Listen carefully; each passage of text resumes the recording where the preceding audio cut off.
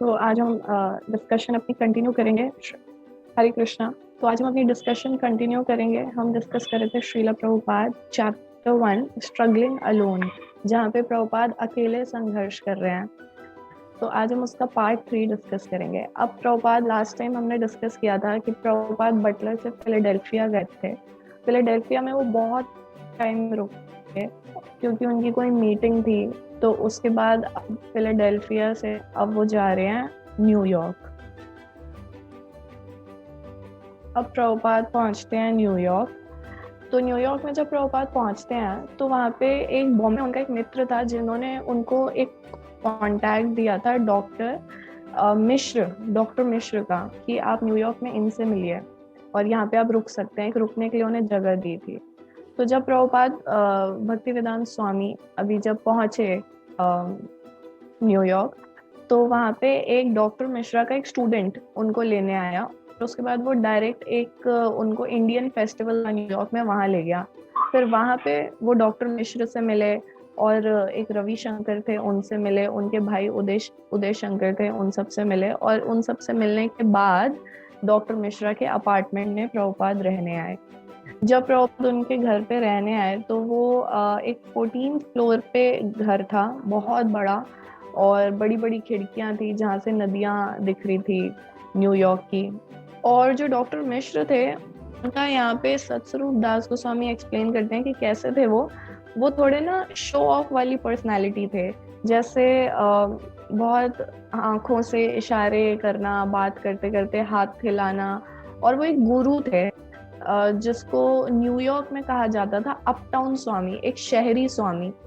तो वो एक स्वामी तो थे, लेकिन ऐसा कोई सैफरॉन कपड़ा नहीं पहनते थे। वो नेहरू जैसे नेहरू वाला जैकेट होता है, यहाँ पे एक्सप्लेन किया हुआ है, नेहरू वाला स्टिच जैकेट पहनते थे और पजामा पहनते थे।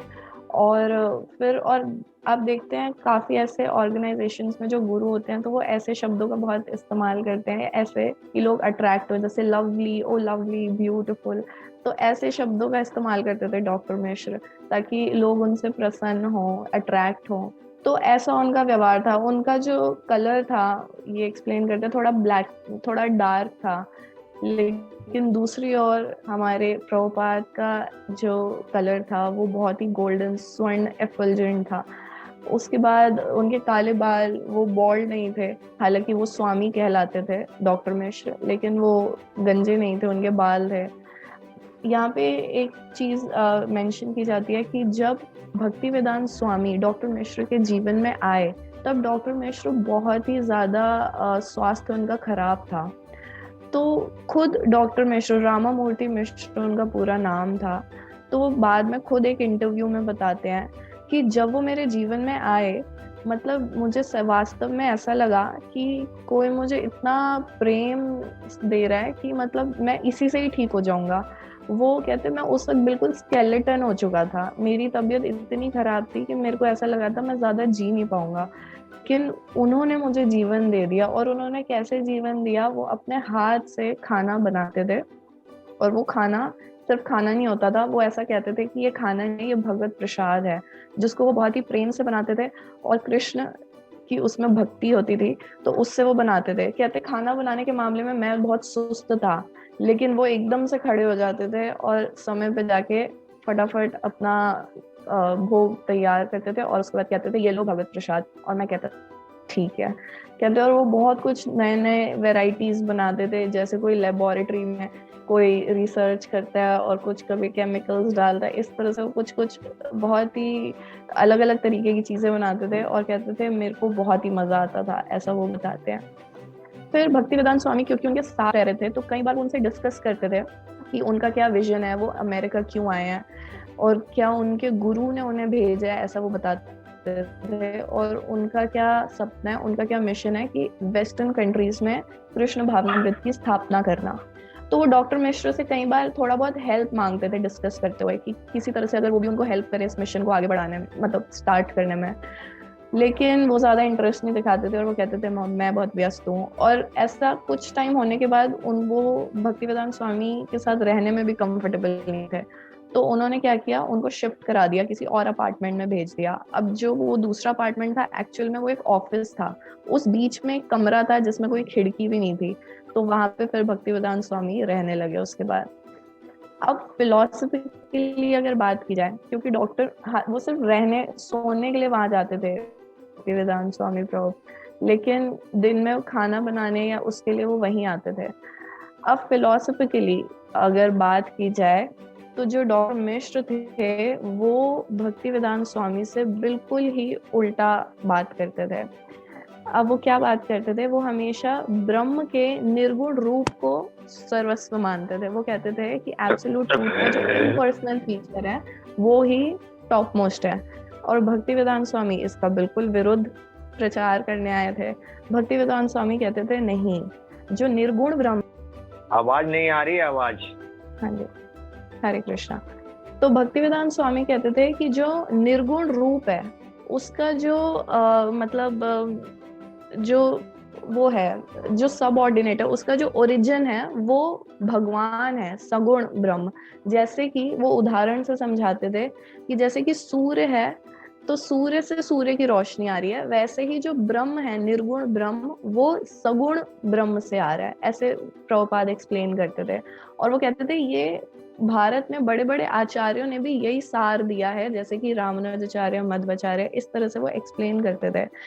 लेकिन डॉक्टर मिश्र कहते थे कि नहीं, मैं तो शंकराचार्य के अनुयायी हूँ।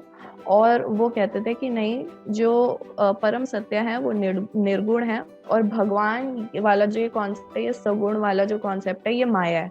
तो भक्ति वेदांत स्वामी जो थे वो कहते थे नहीं, जो आत्मा है वो भगवान, मतलब आत्मा जो हर व्यक्ति इंडिविजुअल आत्मा जो है वो परम आत्मा भगवान का शाश्वत दास है।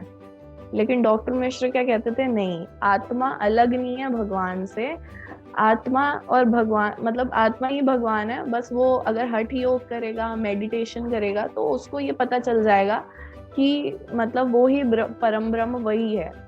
तो प्रभुपाद बहुत चैलेंज करते थे। प्रभुपाद कहते थे अच्छा, अगर हम ही परम ब्रह्म हैं तो हम भौतिक जगत में इतना संघर्ष क्यों कर रहे हैं? तो वो कहते थे क्योंकि अभी हम माया से आच्छादित हैं। डॉक्टर मिश्र कहते थे क्योंकि अभी हम माया से आच्छादित हैं, अगर अभी हम मेडिटेशन करेंगे, ध्यान करेंगे, तो हमें पता चलेगा कि सब कुछ ब्रह्म है, हम सब ब्रह्म हैं। तो प्रभुपाद ने कहा अगर हम ब्रह्म होके माया से आच्छादित हो रहे हैं तो फिर माया बड़ी हो गई। तो ऐसी डिस्कशन होती रहती थी। तो भक्ति वेदांत स्वामी हालांकि मतलब रह तो रहे थे उनका, लेकिन वो डिक्लेयर करते हैं कि ये एक मायावादी, हम शास्त्रों के अनुसार वो कहते हैं कि एक मायावादी हैं। और ये उनके लिए बिल्कुल भी अच्छा नहीं था उनके साथ रहना, लेकिन वो उनको रहना भी पड़ रहा था। और वो कहते थे ये भगवान, भक्ति वेदांत स्वामी कहते थे कि ये भगवान का बहुत बड़ा अपमान भी है, ये कहना कि भगवान का रूप निर्गुण है। तो इस तरह से वो रहना नहीं चाहते थे, लेकिन क्योंकि उन्होंने एक तरह से शेल्टर लिया हुआ था, उनको रहना पड़ रहा था। और जो उनका जिस लिए वो अमेरिका आए थे बोल्डली प्रचार करने कृष्णा कॉन्शियसनेस का, वो भी वो करने में थोड़ा सा रिस्ट्रिक्ट हो रहे थे, क्योंकि ऑब्वियसली उनके घर में रहना पड़ रहा था, उनकी चीज़ों का इस्तेमाल भी कर रहे थे, तो वो अपने आप को थोड़ा रिस्ट्रिक्ट कर रहे थे और उतना बोल्डली प्रीच नहीं कर पा रहे थे। उसी टाइम पे फिर क्या होता है कि भक्तिवेदांत स्वामी एक लेटर लिखते हैं 8 नवंबर को। 8 नवंबर को भक्तिवेदांत स्वामी अपने गॉड ब्रदर, अपने गुरु भाई तीर्थ महाराज को एक लेटर लिखते हैं, और वो कहते हैं कि उनको याद दिलाते हैं, तीर्थ महाराज जो थे गौड़िया मठ के प्रेसिडेंट थे, तो उनको याद दिलाते हैं कि हमारे गुरु महाराज चाहते थे कि वेस्टर्न कंट्रीज में कृष्ण भावनामृत की स्थापना हो, प्रचार हो, और उन्होंने कितने अपने सन्यासी शिष्य इसीलिए भेजे, लेकिन कोई ठोस लाभ नहीं हुआ। अब उन्होंने कहा कि यहाँ पे कुछ मायावादी लोग हैं जिनकी फिलॉसफी में कोई ज्यादा दम नहीं, कोई जेन्युइन स्पिरिचुअल फिलॉसफी नहीं है, लेकिन फिर भी वो बिल्डिंगे खरीदते जा रहे हैं। और यहाँ पे हमारे पास बहुत अच्छा मतलब फिलॉसफी है, टॉप मोस्ट फिलॉसफी है, लेकिन हमारे पास कोई केंद्र नहीं है, कोई बिल्डिंग नहीं है, और अगर हमारे पास कोई जगह नहीं होगी तो कोई हमें सुनने नहीं आएगा। तो आप मेरे को कोई टेंजिबल, कोई प्रैक्टिकल सपोर्ट दो, मेरे ऊपर कॉन्फिडेंस दिखाने के साथ साथ मुझे कोई हेल्प भी दो, ताकि मैं यहाँ पे एक केंद्र खोल सकूं और उसके बाद फिर मैं उसको पूरा संभाल लूंगा, और ये मिलके हम चैतन्य महाप्रभु का जो विजन, मतलब चैतन्य महाप्रभु की जो इच्छा है, उनके शिक्षाओं का जो प्रचार करना, हमारे गुरु महाराज की जो इच्छा, हम वो मिलके कर पाएंगे। तो ऐसा उन्होंने बहुत एम्फसाइज किया, अपना जो चिट्ठी लिखी काफी उन्होंने एम्फसाइज किया कि आप इस तरह से मेरे को सहयोग दें। लेकिन 3 सप्ताह के बाद क्या हुआ कि तीर्थ महाराज का जो उत्तर आया वो बहुत ज्यादा फेवरेबल नहीं था। तो कि भक्ति वेदांत स्वामी ने इतने अच्छे से, मतलब यहाँ पे मेंशन किया कि इतने अच्छे से एक्सप्लेन किया कि उनका क्या विजन है, लेकिन ऐसा था कि जो गुरु भाई थे वो अपनी अपनी जो उनको बिल्डिंग्स मिली हुई थी, अपने अपने जो मंदिर मिले हुए थे, उनको चलाने में वो ज्यादा इंटरेस्टेड थे। और उनको लग रहा था कि ये जो न्यूयॉर्क में प्रचार करने का ये जो केंद्र खुलेगा, ये तो भक्ति वेदांत स्वामी चलाएंगे ना, ये तो उनका अपना एक मतलब अपना अटेम्प्ट है, इसमें हमारे हेल्प करने का कोई मतलब हमारा कोई फायदा नहीं है, इसमें वो मिल के काम करने की कोई इच्छा नहीं दिखा रहे थे।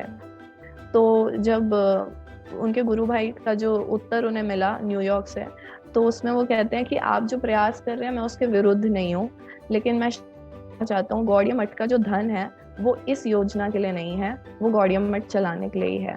और इस तरह से वो मना कर देते हैं।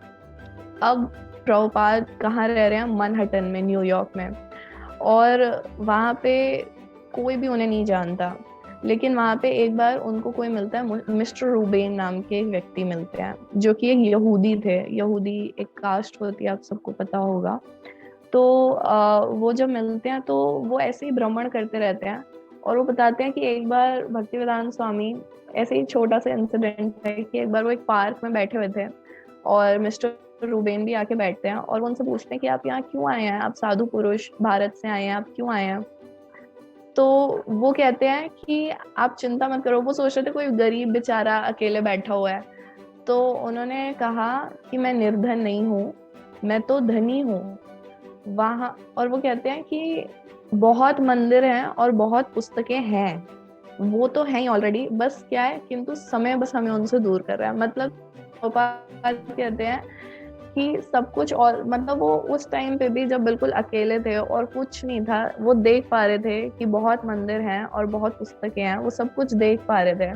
और वो कभी भी ऐसे नहीं कह रहे थे मैं, वो हमेशा हम शब्द का प्रयोग कर रहे थे। और मिस्टर रूबेन कहते हैं कि वो बार बार अपने गुरु के बारे में बता रहे थे जिन्होंने उन्हें वहां भेजा था, और वो कहते थे मैं कभी भी अकेला नहीं हूँ।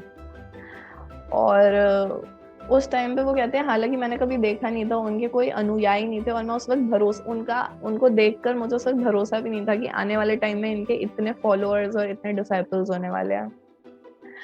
उसके बाद 30 जनवरी को न्यूयॉर्क में बहुत जबरदस्त भयंकर बर्फीला तूफान आता है, और शहर में कहते हैं 7 इंच बर्फ गिरी थी, और 50 मील प्रति घंटा की गति से हवाएं चल रही थी।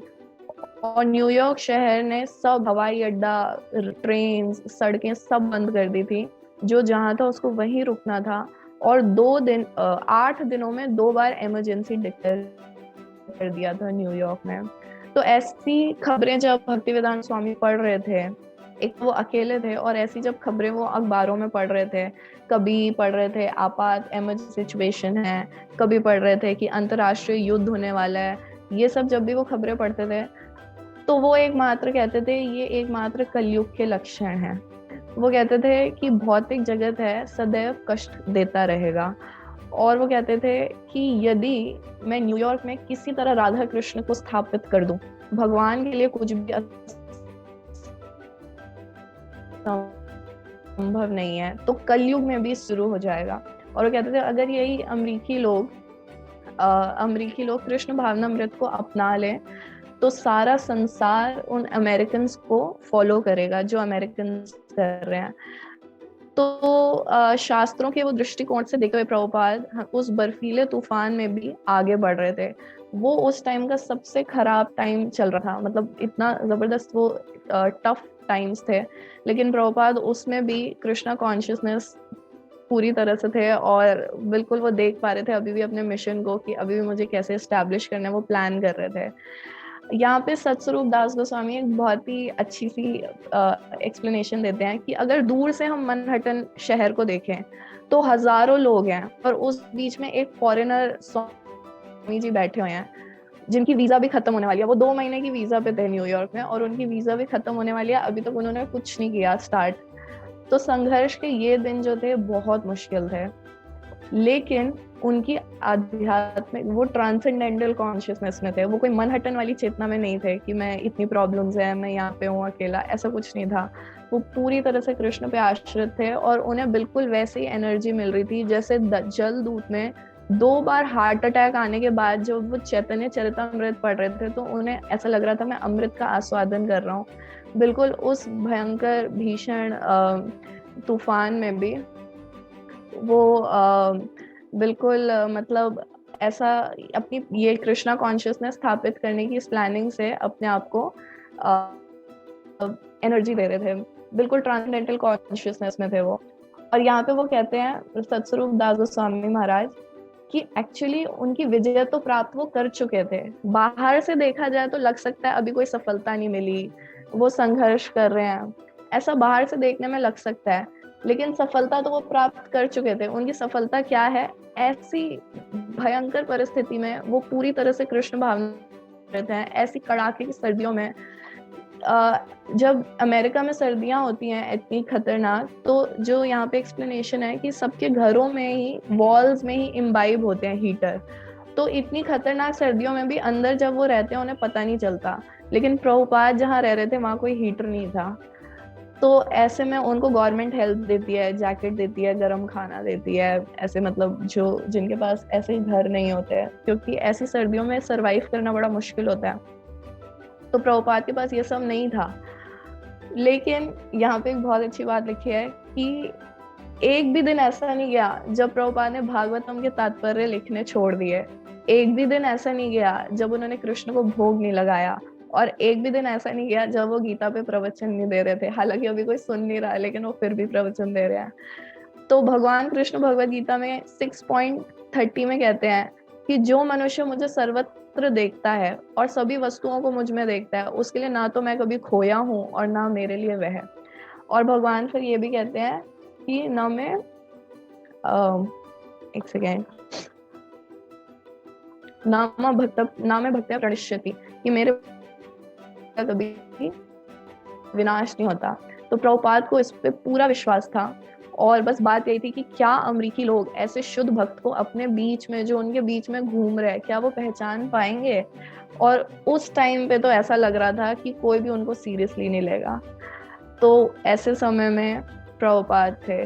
तो ये आज हम इतने ही डिस्कस करेंगे। आप श्रीलंका में समुद्र पार पत्थरों के तैरते पुल के निर्माण के लिए प्रसिद्ध हुए। अब इस कलयुग में आपने हमें हरिनाम संकीर्तन